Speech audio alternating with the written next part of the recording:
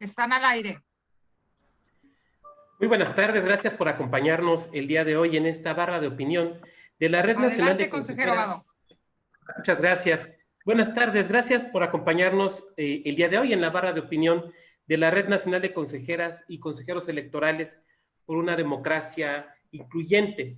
Y en esta ocasión, agradeciendo la participación, desde luego, del maestro Antonio Guisa, secretario en el Poder Judicial, y sobre todo agradeciendo que nos acompañe en esta transmisión mi compañera Magdalena Vila, consejera electoral del Instituto Electoral y de Participación Ciudadana de Chiapas. Y desde luego muchas gracias a todas y todos quienes nos ven. Magdalena, adelante, por favor.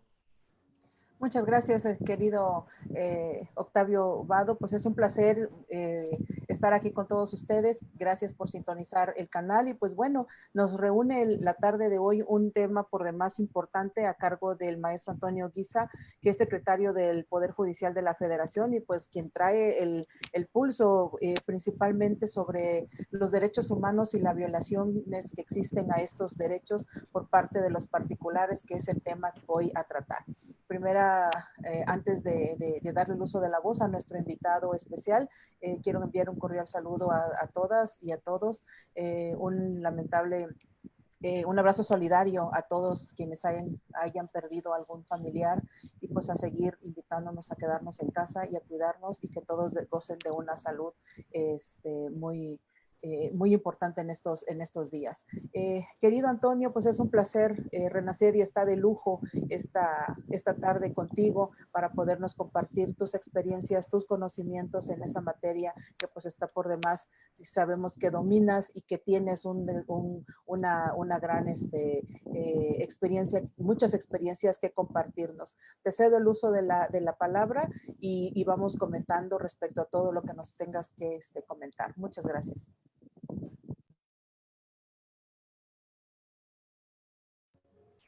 Gracias. Buenas tardes a todos, todo el auditorio. Un placer, gracias a la Red Nacional de Consejeras y Consejeros. Encantado, consejera Ávila, un placer estar contigo. Vado, bueno, pues somos ya viejos compañeros de batallas y de frentes. Hemos tenido discusiones, sobre todo en sedes constitucionales.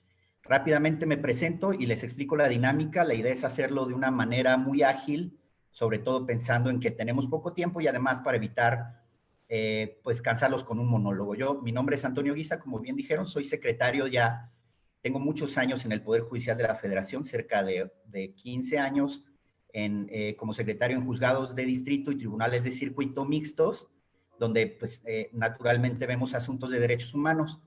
Nada más para efectos de explicarles por qué la curiosidad con el tema. El privilegio de trabajar ahí me lleva a estudiar originalmente dos maestrías, una en Derecho Civil y otra en Derecho Constitucional. Este choque o este encuentro que se da a nivel académico entre el derecho privado y el derecho público, aunado o conjugado con la práctica cotidiana en el tema de derechos humanos, me lleva a mí a cuestionarme qué ocurre con los particulares cuando se confrontan los derechos humanos entre ellos. Entonces, por eso es que pude estudiar durante varios años el tema. Tengo por ahí algún par de artículos publicados en algunos libros y es la razón por la que acepté la invitación y encantado de la vida a platicar un poco sobre este tema. La dinámica se las comento. Mi idea es dar una introducción más o menos general de cerca de unos 15 minutos, poner en la mesa algunas ideas y pues abrir la participación y la plática con ustedes. Lo desarrollaré básicamente en tres ejes. La primera es responder a la pregunta sobre si los particulares pueden o no vulnerar derechos humanos o derechos fundamentales, que para efectos de esta plática es innecesaria hacer la diferenciación entre humanos y fundamentales, así que me referiré a ellos en los mismos términos.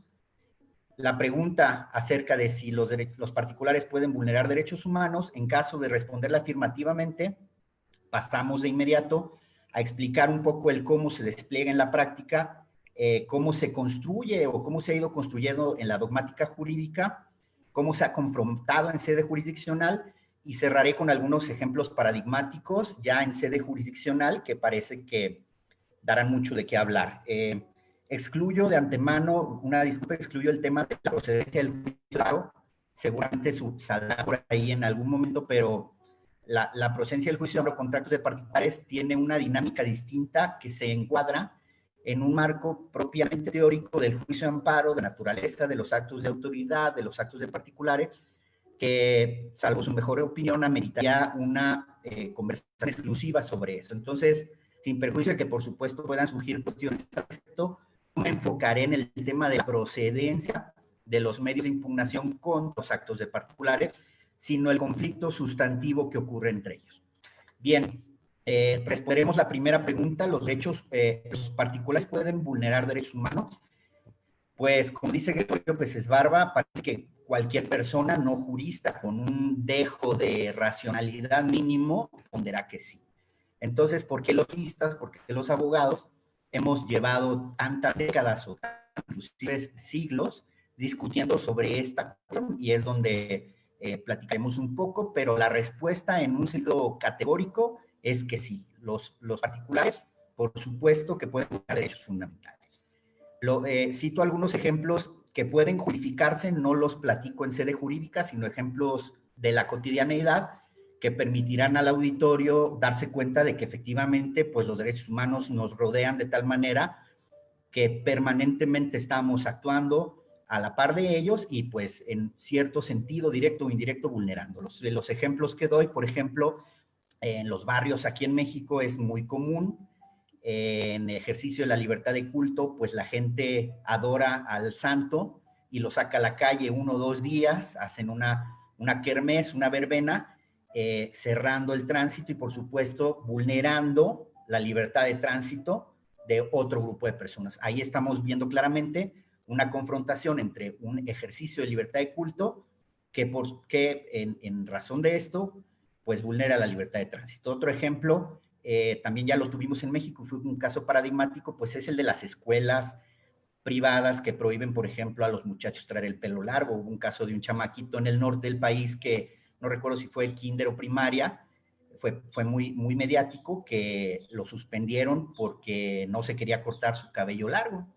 Y ahí, pues, la escuela, que es un ente particular, que es una prestadora de servicios educativos, está vulnerando el libre desarrollo de la personalidad del niño. La discusión sobre hasta dónde sí o no, pues esa la entraremos, pero estoy nada más ejemplificándolo. Tenemos el caso también del comediante, también paradigmático en estos últimos días, del comediante Chumel Torres, que pues en ejercicio de su libertad de expresión, a través de mofas, de chistes, de broma, ejerce un discurso que, sin perjuicio de que podamos o no considerarlo un discurso de odio, lo cierto es que es un discurso que tiende a discriminar. Y la discriminación es una manifestación del derecho humano a la libertad, a la igualdad de trato. Entonces, un discurso también de un particular como un comediante también puede vulnerar el derecho a la igualdad de trato al discriminar a través de mofas y chistes. Igual tenemos el clásico, a lo mejor hace mucho que yo no lo veo, pero pues no sé si recuerden que en los bares, en las discotecas, en los antros, el famoso nos reservamos el derecho de admisión, pues eso también podríamos llevarlo a un plano de discriminación o de libertad por parte.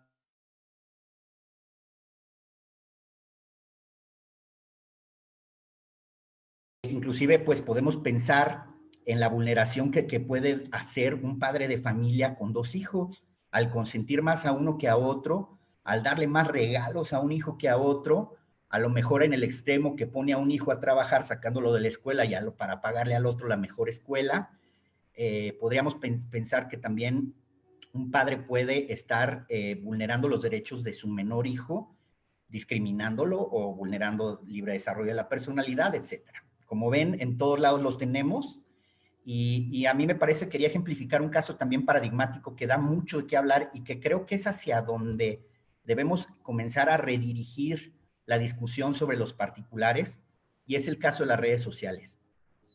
Particularmente ejemplificaré con Facebook, que me parece que da para todo un tema. Ya hay procesos judiciales relacionados con la red social, porque nos representa un nuevo panorama jurídico, un nuevo reto Facebook, en el sentido de que de inicio para nosotros Facebook puede ser pues una empresa prestadora de un servicio, que eso es como se vende finalmente Facebook. Es una empresa a la que tú contratas, te sometes a un contrato de adhesión y la empresa, a través de ese contrato y de esas cláusulas, puede rescindir tu contrato y eliminarte de Facebook, o bloquearte, o suspenderte, castigarte, ¿no?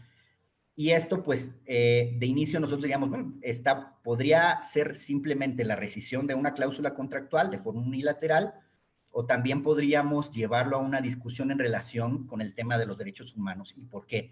Porque Facebook podemos entender y darnos cuenta que ya forma parte de nuestra realidad social, ya no es nada más una red con la que compartimos algunas ideas, o nos burlamos, o reencontramos amigos.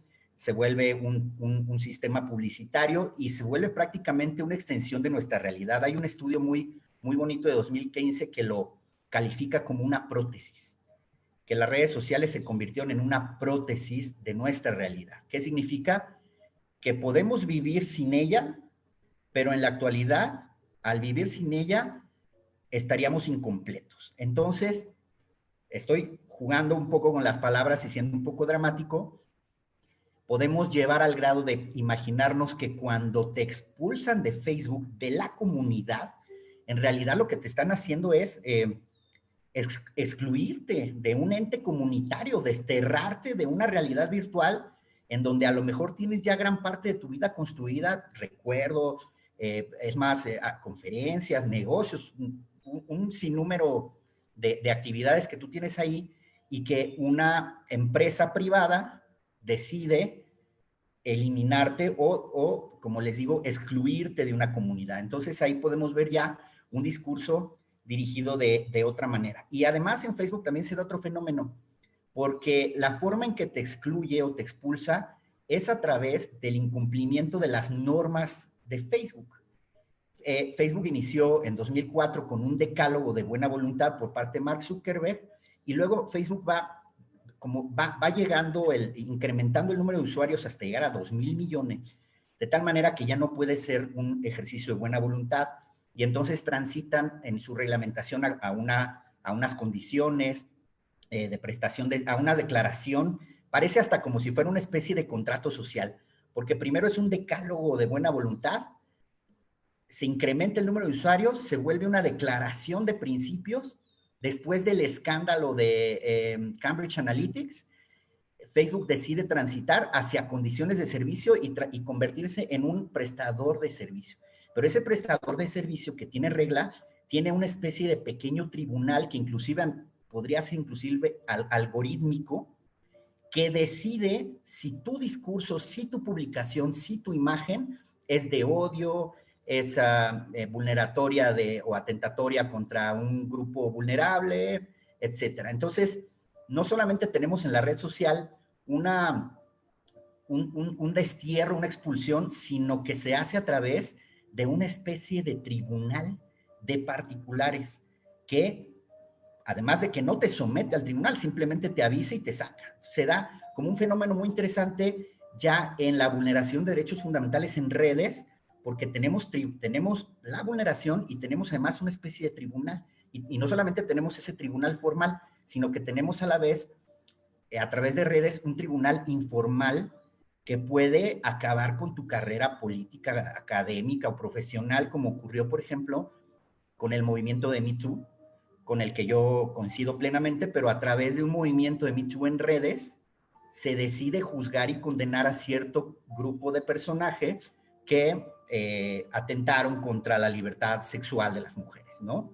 Entonces, Facebook se convierte en un fenómeno de vulneración de derechos fundamentales y a su vez de juicios someros, de juicios sumarísimos y de decisiones unilaterales en las que hay que empezar a prestar atención en relación con los derechos humanos. Presentado estos ejemplos nada más para efecto de introducir la posibilidad o afirmar que los derechos humanos pueden ser vulnerados por particulares, la pregunta de, bueno, entonces, si es tan obvio, ¿por qué los juristas estamos hablando de este tema? y hay una razón histórica muy evidente. Todos los juristas sabemos que los derechos humanos, como una construcción cultural de Occidente, fueron, como dice Ellen Hunt, un invento, con una especie de invento, una construcción creada para contraponerse u oponerse al Estado, a los abusos del panóptico de Foucault, del Big Brother de Orwell, en fin, tratando de confrontar los abusos que tenía el poder, se crea un instrumento que son los derechos humanos. Entonces, originalmente los derechos humanos eran un instrumento de protección contra el Estado, entonces se daba en un sentido vertical, pero varias razones jurídicas que empezaron a construirse en la posguerra, después de la Segunda Guerra Mundial, llevaron a construir la posibilidad de que existiera esa famosa validez horizontal. El derecho humano, originalmente construido como una confrontación al Estado, se ve con parte de la herencia de Rudolf von Jhering, se demuestra que el derecho humano, o se acepta que el derecho humano puede configurarse como un derecho subjetivo que se confronta al Estado, es decir, un derecho que genera una indemnización, un beneficio, un deber de protección, etc. Pero esto es lo que llamamos la dimensión subjetiva. Sin embargo, en la posguerra, y ahorita les platico rapidísimo cómo ocurre esto, empiezan a construir desde la dogmática jurisdiccional, la Corte Constitucional Alemana, lo que llama la dimensión objetiva de los derechos humanos, y dice, no solamente es la dimensión subjetiva, sino una dimensión objetiva, una doble dimensión.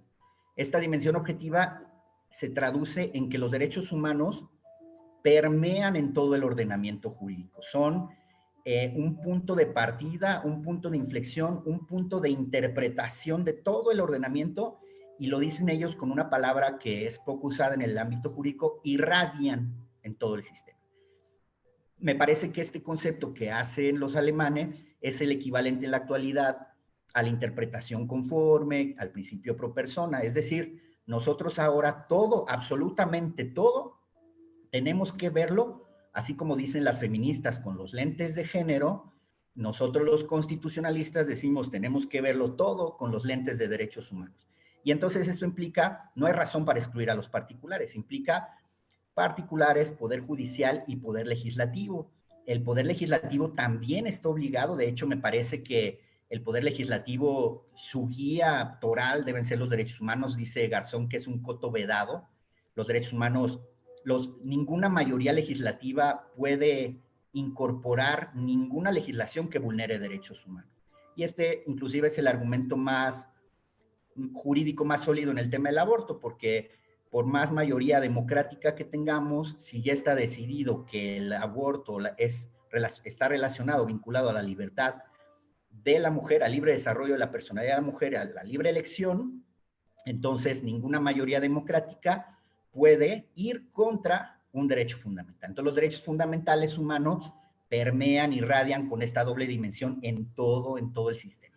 Pero aquí es donde surge el conflicto, y es más o menos a donde yo quiero llevar el tema.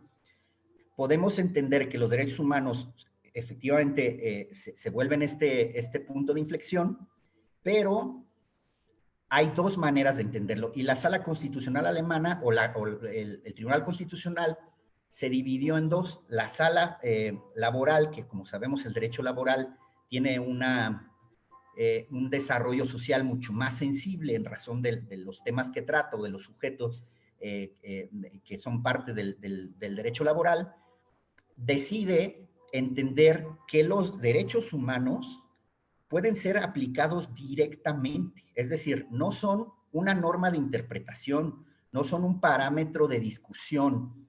Los derechos humanos pueden ser un discurso que nos lleve a resolver un conflicto. ¿Esto qué significa? Que podemos nosotros resolver el conflicto que queramos, o bueno, que exista un conflicto humano, lo podemos juridificar llevándolo a resolver desde los derechos humanos.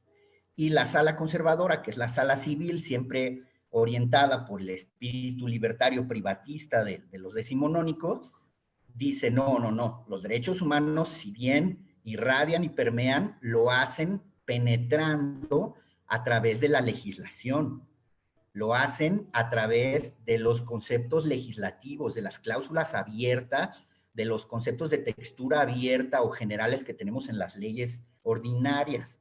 Tenemos la buena fe, tenemos el orden público, tenemos las buenas costumbres, tenemos la interpretación pro persona. Entonces, podemos nosotros utilizar a los derechos humanos, pero para que ellos sirvan de contenido a la interpretación que demos a las leyes. Ellos no son los que van a resolver.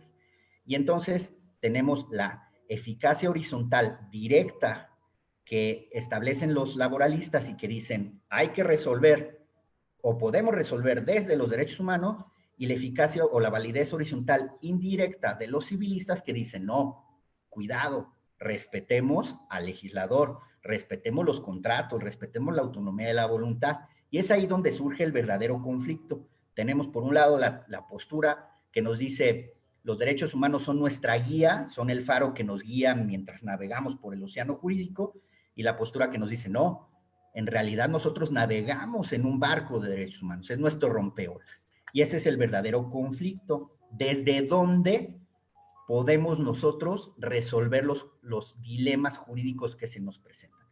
Desde el discurso de los derechos humanos o desde el discurso de la legalidad empapada de derechos humanos. Esto podríamos decir, bueno, pues resuelvan, digamos, a discreción de la mejor manera. Y en una primera lectura, pues podríamos aceptarlo. Sin embargo, Vado no me dejará mentir, esto lo hemos discutido mucho él y yo.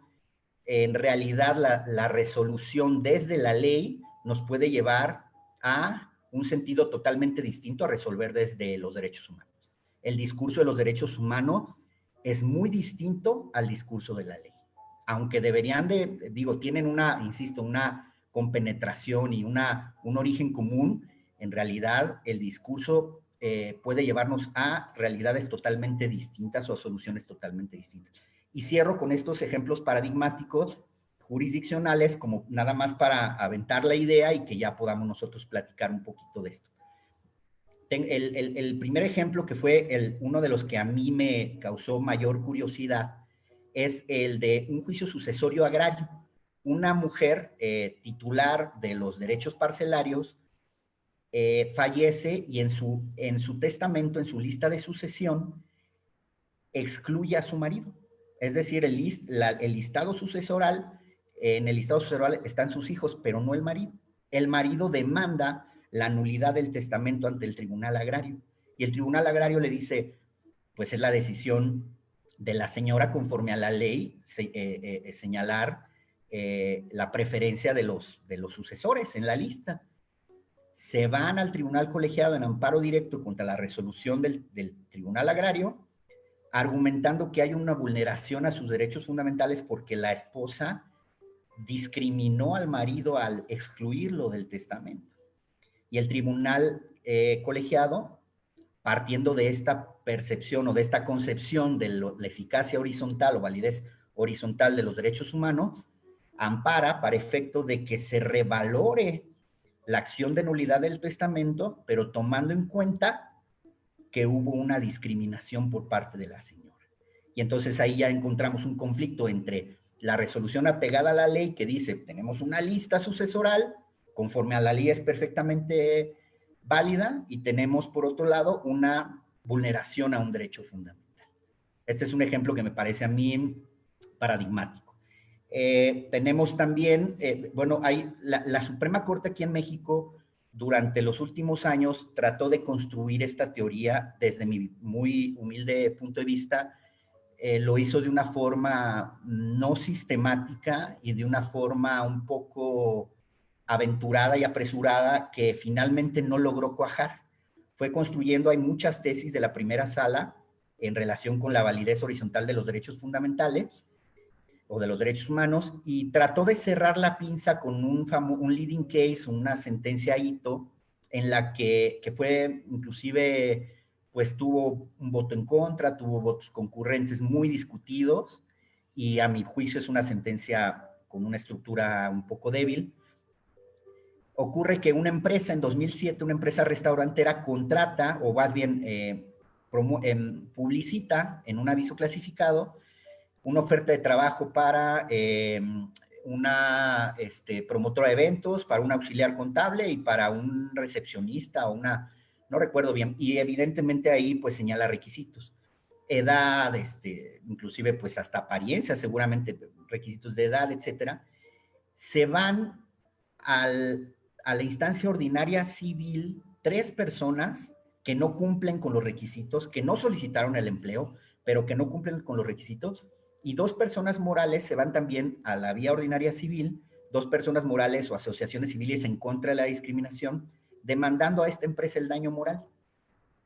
Y se va a todo el juicio por el daño moral y llega a primera instancia, segunda instancia, con los matices correspondientes, llega hasta amparo directo y se concluye básicamente que en términos legales, que estas personas no tenían legitimación porque ni siquiera habían solicitado el trabajo y que pues para efectos de comprobar, primero la legitimación procesal y por otro lado también se metieron un poco al fondo uno de estos tribunales y dijo, es que no se acreditó el elemento del tipo sancionatorio ilícito del daño moral, del daño. No acreditaron el daño y entonces absuelven de daño moral a la empresa. Se va en amparo en revisión, amparo directo en revisión, y la Suprema Corte lo atrae y dice, este asunto es muy interesante, tiene relevancia porque nos permite ayudar a continuar o nos permite continuar con la construcción de la teoría de los derechos fundamentales en su validez horizontal. Y le da la vuelta a las sentencias y dice, los avisos clasificados son discriminatorios y son ilícitos, inclusive de forma genérica dice pueden ser constitutivos de delito, y se avienta ahí una serie de reflexiones que yo desconozco cómo se hayan cumplido por parte del colegiado, pero lo devuelve a efecto de que se determine que las convocatorias son discriminatorias. Ya si se fijan, se cambia en el silogismo, digamos, en la resolución, se cambia el daño moral por la discriminación. Entonces resulta que las partes litigiosas estaban peleando por la demostración o no del daño moral y de repente llega la corte y la corte dice, nada de eso. Lo importante es ver si discrimina o no. Entonces las partes dicen, oye, pero yo estaba defendiendo pues un tipo sancionatorio que nada tiene que ver con la discriminación. Por supuesto que en el daño moral podríamos haberlo interpretado e incorporar el tema discriminatorio. Como les decía, podríamos haberlo, podría haber formado parte de la interpretación o de la conformación del tipo sancionatorio, pero no resolver desde ahí. Entonces, estos son 2 casos paradigmáticos, tengo más, pero no quiero, tenemos poco tiempo, nada más los dejo ahí para efectos los pongo en la mesa para efectos de la discusión, de las dudas y de los temas que ustedes quieran, en los que quieran abordar o sobre los que quieran profundizar. Hasta ahí termino mi participación.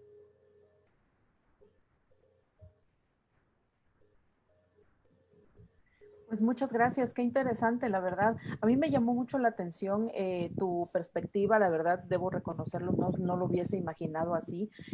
Cuando abordas el tema de Facebook y todos los derechos que convergen en ello, porque por una parte yo te pudiera decir libertad de expresión y que por decir lo que pienso, que es un derecho fundamental consagrado en la Constitución, y por decir lo que pienso y decirlo de una manera que también lo pienso, puedo ser objeto de discriminar a alguien más, de insultar a alguien más, y que eso puede ocasionar que a mí me segreguen y me discriminen de esa red social. Digo, no lo había dimensionado de esa manera.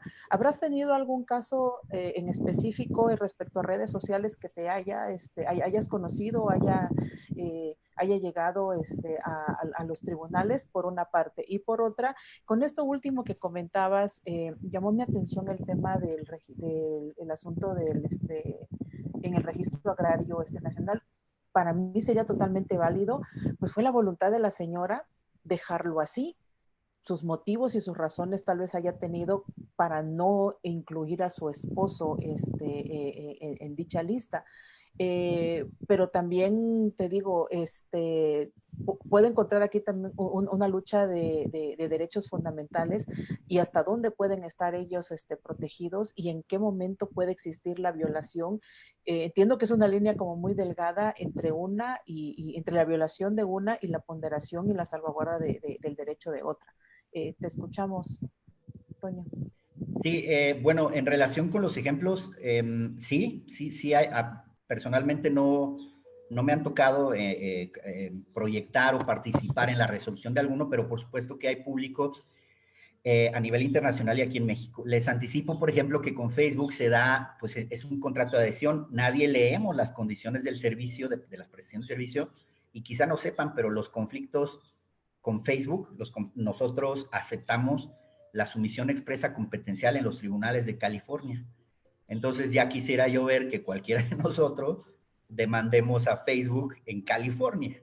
Entonces lo que se ha hecho, y ahí se da una situación muy interesante, es que, por ejemplo, hubo un maestro de arte contemporáneo en una universidad en Francia que subió una pintura de un desnudo y estuvo subiendo como parte pues de su proyección académica y Facebook lo eliminó su cuenta. Y él demandó la eliminación de la cuenta, pero demandó en Francia. Y por supuesto que lo primero que hizo Facebook fue oponer la excepción de incompetencia y dijo, no, está sometido a la competencia de California. Y Francia dijo que, explicó el Tribunal de Francia que era una cláusula leonina, precisamente vulneratoria en un estado de desigualdad al momento de contratar. Es una cláusula vulneratoria del derecho y del acceso a la partición de justicia porque es prácticamente imposible litigar en California frente a un monstruo corporativo como es Facebook y dijo, resolvió un conflicto competencial a partir del derecho fundamental. Y esto mismo ocurrió aquí en México. Aquí en México hay un activista, abogado, Ulrich, no recuerdo su nombre así alemán, un poco rimbombante, pero él demandó a Google y él dijo el famoso derecho al olvido. Y le dijo, demanda a Google porque Google todavía tenía en su plataforma cierta información que ya no debía tener porque era difamante en contra de él. Alguna información que surgió y que fue después desvirtuada o desmentida, pero se quedó en la red, el famoso derecho al olvido. Muy inteligentemente demanda a Google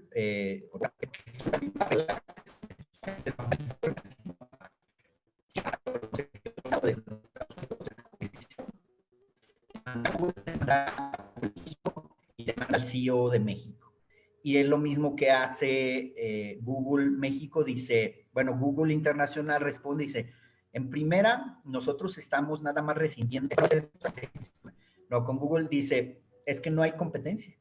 La competencia es allá. Y entonces aquí el juez ordinario, porque se le demandó una acción ordinaria, el juez ordinario declara infundada la excepción de incompetencia, declara fundada la excepción de incompetencia, se va porque es un acto dentro del juicio, y el juez de distrito resuelve que es infundada, ampara para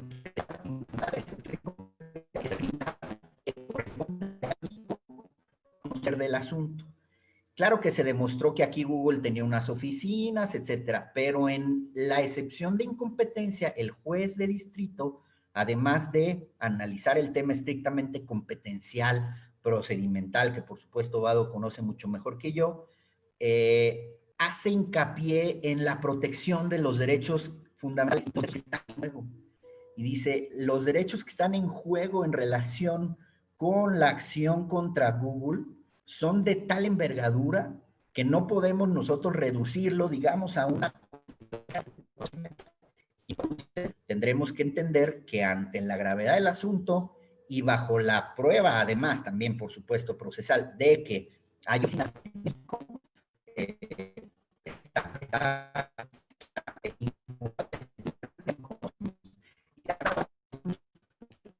en el fondo, pues el juzgador tiene que resolver si Facebook si el previo tribunal de Facebook o de una otra red social, pues actuó ilegalmente, contrariando el contrato por un lado, pero principalmente las discusiones se dan, reitero, en la plataforma de los derechos humanos. Entonces creo que los derechos humanos se tornan un discurso que parece que por sí legitima cualquier causa, lo cual me parece que es un discurso bastante válido, pero sí nos trae los conflictos que les estoy evidenciando. Entonces sí tenemos casos en México y pues en todo el mundo, ¿no? Pues imagínense, 2,000 millones de usuarios, o sea, la comunidad de Facebook es más grande que la comunidad china, nada más.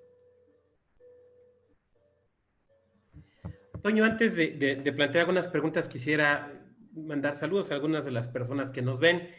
Magistrada Yoli de Tabasco, muchas gracias por vernos. José Ramón Narváez, el inventor del necroderecho, también está con nosotros. Julia de Veracruz, un saludo. Socorro Córdoba, chihuahuense que anda en otros estados, pues también un saludo. El consejero Carlos Sellarte nos recuerda el nombre de Ulrich, mi alemán es malo, por no decir que inexistente. Ulrich Richter nos recuerda. Toño, iba yo tomando nota y viendo algunos comentarios de gente que amablemente está viendo tu exposición. No quiero pasar por alto una frase que dijiste un poco como al aire, de la idea de los derechos fundamentales o de los derechos humanos como una creación occidental. Ahí hay un mar de fondo, ¿no? Claro, claro. Y yo quisiera contextualizar un par de cosas. Primero, Magdalena habla de esta parte tan interesante de los derechos y el Internet. Yo recuerdo varios casos. Tú recordarás, por ejemplo, que era amparo en revisión 1 de 2017 de la segunda sala, sobre esto de si es posible o no tirar, que sería la palabra, ¿no? Bloquear por completo el acceso a una página. Y la sala dice, no, a ver, es una cuestión de libertad de expresión. O sea, de lo que hablamos es un tema de libertad de expresión. Hay varias cuestiones por ahí de amparos por el uso de cuentas particulares para difundir información pública, pero creo que no sería mucho el tema, pero hay una cuestión que a mí me interesaría conocer tu opinión. Hay un asunto muy famoso que es el caso Knight First Amendment versus Donald Trump, resuelto por los tribunales de Nueva York, que es un caso de Twitter. Dejemos un poco a Facebook, vámonos a Twitter, porque Donald Trump en su cuenta personal, @RealDonaldTrump, bloquea a una serie de personas. Y algo que me parece interesante es que la jueza norteamericana, no recuerdo ahorita el nombre, pero la jueza norteamericana en este asunto se sirve de una doctrina, de una teoría del constitucionalismo americano, que se llama la teoría del public forum, que esencialmente lo que te dice es que los espacios públicos que se usan para el debate, la autoridad debe facilitarlos para que se dé este debate. Originalmente se pensaba en auditorios públicos, en parques y demás. Y bueno, ahora se dice, y es a donde quiero llegar, que el lugar de debate de las ideas ya no es en las plazas públicas, sino es en las redes sociales. En lo personal, soy un poco crítico de esta idea porque, a ver, la vida política no es la vida política de Twitter. México no es Twitter, México no es Facebook, es mucho más que eso. Pero sí me parece que es importante considerar que las redes sociales, que tienen ciertas peculiaridades, no es lo mismo Facebook que Twitter, ni en sus mecanismos de operación y demás, pero que las redes sociales sí vienen siendo un poco esto, ¿no? Foros públicos. Le estamos entregando el control de la discusión pública a empresas privadas. Las empresas privadas se están convirtiendo entonces en las administradoras del discurso público, de lo que se puede decir, de lo que no se puede decir. Debemos confiar en este tribunal de Facebook que se ha construido. Y no me refiero a las personas en particular, sé que han escogido juristas, hombres y mujeres brillantes, pues, pero no deja de ser una empresa privada regulando el discurso público. Eso por un lado. Por otro lado, y tratando de provocarte un poco, Toño, creo que es una idea de Tecla Mazarese, tú me podrás corregir, que habla de que no podemos fundamentalizarlo todo, ¿no? No todo puede ser derechos fundamentales. Y yo le pongo un ejemplo a mis alumnos y a mis alumnas y les digo que, pues, el día de mañana va a haber alguien que se queje de que la empresa que le embarga su televisión le está afectando su derecho al libre desarrollo de la personalidad, porque pues, ya no puede ver los partidos de la América el fin de semana. Yo sé que esto parece exagerado, pero hace 20 años un amparo por consumo de marihuana era exagerado. Hace 20 años quejarse porque te ordenan cortarte el pelo era exagerado. Lo que estoy tratando de decir entonces, Toño, es no estamos llevando la fundamentalización del derecho demasiado lejos, y ahí te planteo un poco esos dos temas. Sí, gracias, Luis Octavio. Rápidamente, en relación con el tema de la red social como el nuevo Ágora, pues a mí me parece que no podemos llevar esa discusión al plano deontológico. Es una realidad. En la red social se está convirtiendo en el ágora, es ontología pura, es lo que es. Y nos corresponde pues empezar a trabajar en relación con ella, no ver si debe o no serlo, porque en realidad lo está haciendo. Y sabemos que las redes sociales fueron fundamentales para que ganara Barack Obama en su momento, y bueno, el escándalo de Cambridge Analytics en relación con la fuerza que tuvieron para persuadir o dirigir el voto en favor de Donald Trump, que llevó inclusive a Zuckerberg a comparecer al Senado, pues nos hace evidente que esto es una realidad. Por supuesto que no lo es todo, pero como yo les decía, a mí me gusta la idea de que suene como una prótesis, que no nos impide vivir, pero sí vivimos en cierta manera incompletos. ¿Y a dónde nos va a llevar? Pues miren, por ejemplo, hoy salió la noticia, la leí hoy, no sé si de hoy, pero la leí hoy en un diario de circulación nacional, que un conglomerado de empresas internacionales de zapatos, de tenis, de ropa, se están uniendo para boicotear a Facebook, porque le están reclamando que sus políticas en contra del discurso de odio y de discriminación son muy débiles o muy parciales. Entonces ya está un corporativo que también tiene un poder impresionante, porque al finalmente Facebook se sobrevive o no sobrevive, sino vive o se enriquece de la publicidad y de los datos que se distribuyen para generar publicidad en personas con características específicas, pues hay un corporativo, ya un grupo de poder particular que está demandando que esta red social o como bien dices, un particular, pues exija más o fortalezca o radicalice sus políticas en contra del discurso de odio. Yo creo que hay un libro muy, muy bonito, no recuerdo el autor, pero es un libro de un mexicano que se llama El derecho en tiempos de Zuckerberg, que él teme que en algún momento, como hablamos del derecho humano al Internet, que en algunos lugares ya se habla de esto, que en algún momento pues hablemos del derecho humano a Facebook, y dice, ojalá que nunca ocurra, ¿no? Pero el derecho humano a pertenecer a una comunidad. Yo no sé si ocurre y tampoco me atrevería a decir que sea lo mejor. Sin embargo, hay que entender que es una realidad, que que la discusión pública está siendo fundamentalmente hecha en redes sociales, y es lo que más influye. Entonces, está en manos de una corporación, pues posiblemente en un futuro llegue un momento en que la corporación ya no pueda sostenerla. O sea, que un conglomerado privado no pueda sostener una red de poder y de información tan fuerte y pase a formar como el Internet. Pase el Internet de la gente de aquel tiempo que se discutía eso, ¿no? Que pase a formar parte de la gente. A mí me parece que vamos hacia allá. Entonces, pues no me gusta que esta discusión de derechos humanos esté reducida a un grupo, a un corporativo, pero creo que eso va a cambiar.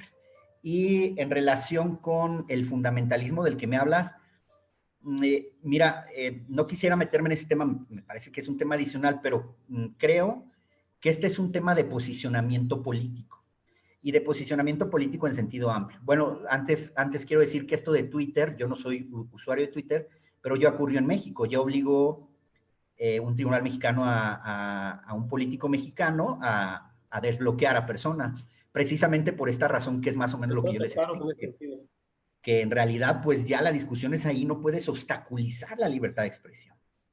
y más tomando en cuenta que son políticos, respecto de su derecho al honor y a la reputación se reduce, etcétera. Pero bueno, en cuanto a fundamentalizar el discurso, a mí me parece que es un tema de posicionamiento político, político en el sentido amplio. No tiene que ver con el concepto de derechos humanos o con el concepto de ley, sino con nuestra decisión en quién estamos confiando. Y históricamente, pues todos sabemos que en algún momento el discurso político, jurídico, está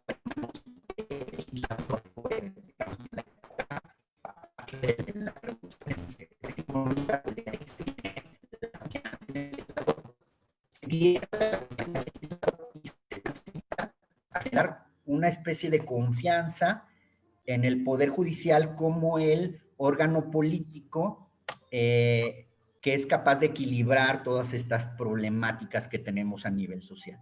Y entonces el posicionamiento político del que hablo es, ¿creemos nosotros en que el Poder Judicial, el Tribunal Constitucional, etcétera, es el órgano político que puede, que es más confiable frente a, por ejemplo, el principio de democrática que rige, se supone, a nuestro legislador? Y esto nos va a llevar al discurso. Si nosotros asumimos una posición política en relación con la deferencia del legislador, pues esto significará que tengamos nosotros que apostarle a la ley antes que al discurso del juez, a la ley general, porque sabemos que una ley cualquiera que sea, subyace o le prevalece o le precede, más bien dicho, pues un ejercicio de ponderación, de discusión sobre los derechos humanos. Entonces, primero hacemos un ejercicio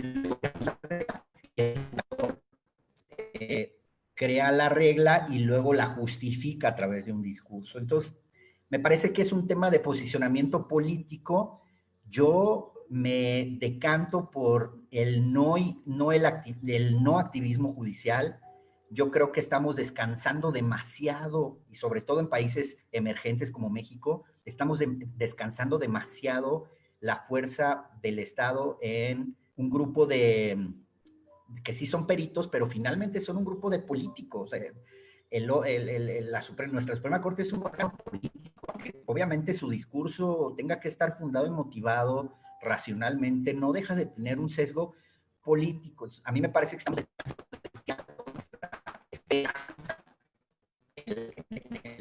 el órgano político judicial, y esto se traduce en el discurso de los derechos humanos.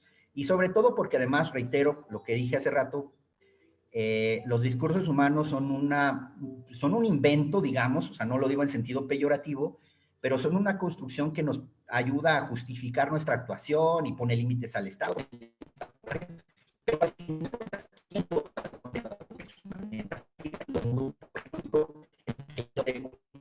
pues de nada nos va a servir el mejor de los discursos. Para mí, sigue siendo la ley la fuerza fundamental en el discurso, en el conflicto social. Creo que acudir a la ley, por supuesto, interpretada pro persona, interpretación conforme, inaplicación, primigeniamente debemos de acudir a la ley. Y ese es mi posicionamiento político. Creo que el problema que tenemos es que la gente no lo asume. Muchos académicos, muchos funcionarios piensan que están nadando o trabajando desde un halo de objetividad sin asumir una decisión voluntaria de hacia qué lado quieren estar. En este sentido, lo digo en el sentido jurídico-político, me parece que ni siquiera se ponen a preguntar y aceptan a priorísticamente que lo que dice la Corte es correcto, o lo que dice la Corte Interamericana, o lo que dice un juez. Hay una validez formal por la estructura histórica, pero en realidad no hay razón para no cuestionarla y no seguirla cuestionando permanentemente, ¿no? Si me permiten, gracias Antonio. Quisiera comentarte que nos está viendo la magistrada Nora Zenón, la consejera Cintia Díaz, el el consejero Augusto Hernández, la consejera Rocío Calleja y el consejero Abel Muñoz. Pido una disculpa por si alguien se me pasó, a veces es un poco complicado estar al pendiente de quienes te envían un cordial saludo, una gran felicitación, y yo quisiera concluir hacerte una pregunta ya como manera de conclusión antes de que también te pregunte Octavio. Renacedi es una red de consejeros a nivel nacional, consejeros y consejeras a nivel nacional, que estamos abonando por una democracia incluyente. ¿Qué mensaje o qué le dirías tú a esos ciudadanos y a esas ciudadanas que en algún momento dado de sus vidas se están sintiendo excluidas, que están siendo tal vez discriminadas? ¿De qué manera jurídicamente pueden hacer valer su derecho presuntamente violado? Muchas gracias, y creo que Octavio tiene otra pregunta también que hacerte. Gracias. Gracias, Magdalena. No, me parece estupenda tu pregunta. Solamente sumar a los saludos a la magistrada Marcia Garza Robles de Tamaulipas, que también nos ve. Gracias. Bueno, en sentido absolutamente pragmático, respondo la pregunta. Me parece que podríamos verlo a través de dos reflexiones. La primera, que tiene que ver con el Estado mismo, y ya lo hemos platicado nosotros en algún momento, que tenemos organismos autónomos que se han ido consolidando poco a poco, con sus fallas, con sus debilidades, pero que pues tenemos que defenderlos a costa de pues un discurso distinto o una percepción distinta de otro, de un grupo político determinado. Entonces, yo creo que sí tenemos organismos autónomos que debemos fortalecer y que como ciudadanos en los términos generales debemos abogar por su permanencia, y además por exigirles que se publicite lo que hacen, que se trabaje en que sepamos lo que hacen, porque efectivamente pues podemos tener estos organismos autónomos, pero a la hora que nosotros nos vemos vulnerados como ciudadanos, no sabemos a dónde acudir. Y pues creo que el desconocimiento de a dónde acudir ante esta circunstancia obedece precisamente a que ha trabajado como en un estándar un poco silencioso a nivel social. Esto lo diría a título institucional. Y a título personal, por supuesto que yo me decanto profundamente porque el discurso de los derechos humanos surja desde la praxis y desde la calle, digamos, de alguna manera. Luis Octavio conoce que mi postura es de alguna manera crítica en la Escuela Crítica del Derecho Latinoamericano, y ahí, a diferencia de la mayoría del discurso europeo, que conozco, pues, soy estudioso del tema, los derechos humanos se construyen se les da contenido a los derechos humanos desde las élites, desde los ministros, los magistrados, los académicos, que yo no digo que esté mal. Sin embargo, yo abogo que el contenido de los derechos humanos surja más desde la praxis cotidiana, que hay que escuchar a la ciudadanía y escucharnos como ciudadanos y hacernos escuchar para nosotros lograr que los derechos humanos dejen de ser ese espectro del Olimpo que son capaces de resolver unos entes ajenos a nosotros, que son capaces de resolver por nosotros, y que podamos nosotros ser capaces, precisamente, por ejemplo, en relación con Facebook, con Twitter, que podamos ser capaces de comprender esta nueva dinámica y construir el contenido de los derechos humanos a partir de la praxis diaria que se da en Facebook, que se da en la calle, de la discriminación que se da a grupos vulnerables, etc. Entonces yo abogo porque, en relación a tu pregunta directamente, los ciudadanos comencemos seriamente a accionar sobre el verdadero contenido de los derechos humanos a partir de la ciudadanía misma.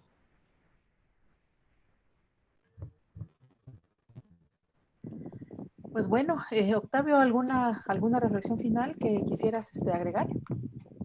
Comulgo con el 95% de lo que dice Toño. Me adscribo, igual que tú, Toño, y lo sabes, a una corriente crítica del derecho. Yo creo que basta de voltear a ver teorías que no nos sirven para explicarnos la realidad. Y la teoría que no sirve para explicarnos la realidad, perdón, pero no sirve. Y me hago cargo de mi comentario. Yo creo que tú nos dejas algo muy interesante, que lo voy a resumir así. Confiar en los tribunales constitucionales es confiar en unas élites. Confiar en el legislador es confiar en la democracia. Exigirle al legislador y a las legisladoras es exigirle a la democracia. Y desde luego no todo tiene que ser de esta forma tan radical. Recordaremos todas y todos aquí, por ejemplo, no sé, a Roberto Niembro, por ejemplo, ¿no? Que además es el director de Relaciones Interinstitucionales de la Corte y que aboga por una democracia deliberativa donde los tribunales no tengan no tengan la última palabra. Eso me parece sumamente interesante. Yo quisiera cerrar diciendo, Toño, a mí me parece que tú caes en aquella, o incurres en aquel planteamiento que hace, si no me equivoco, Post del Critical Legal Studies, de distinguir entre el derecho constitucional, como aquel que se hace en sede académica, y la Constitución, que es lo que entienden las personas por sus derechos. Y en ese sentido, creo que tu llamamiento es para que el derecho constitucional tenga más constitución, más un constitucionalismo de la calle, del día a día. Yo una vez dije un constitucionalismo de taquería y menos un constitucionalismo de cubículo. Y la verdad es que es muy interesante escucharte porque de repente mucha gente piensa, ¿por qué vamos a hablar de que los particulares violan derechos? Y creo que lo has dejado muy claramente, los particulares pueden violentar derechos. No me resta más que de mi parte agradecer la claridad, la concesión de tu explicación. Sabemos todo lo que hay detrás y resumirlo en tan poco tiempo nos habla mucho de tu capacidad de entendimiento y creo que a nombre de Renaceri podría yo decir que agradecemos mucho la claridad, la precisión de tu expresión. Sería todo, Magdalena. Muchas gracias. Muchas gracias, Luis Octavio. Pues me sumo al reconocimiento que hace Octavio. Muchas gracias, Antonio Guisa. Está por demás decirte que ha sido muy claro. Gracias por contribuir y colaborar con la red para estos temas, irlos visibilizando y más que nada aportarles a la ciudadanía mexicana herramientas para que puedan en un momento dado hacer valer sus derechos. Y no me queda más que agradecer a toda la audiencia. Tuvimos bastantes vistas, muchos saludos. Muchísimas gracias por sintonizarnos y finalmente el mensaje para que no se pierdan la siguiente emisión de Barra de Opinión de la Red para el día miércoles 8 de julio, igual a las 7 de la tarde en horario de la Ciudad de México, con el tema vinculación binacional, voto del mexicano en el extranjero, disertado por la maestra Socorro Córdoba Hurtado, experta en temas internacionales, diplomática política y comunicación social. Estarán conduciendo la consejera Cintia Díaz de Guerrero y el consejero Gilberto Sánchez de Chihuahua. Les enviamos pues un cordial saludo, un fuerte abrazo. Toño, Octavio, un abrazo a la distancia. Muchas gracias y gracias por sintonizarnos y síganse cuidando y quedando en casa. Un abrazo.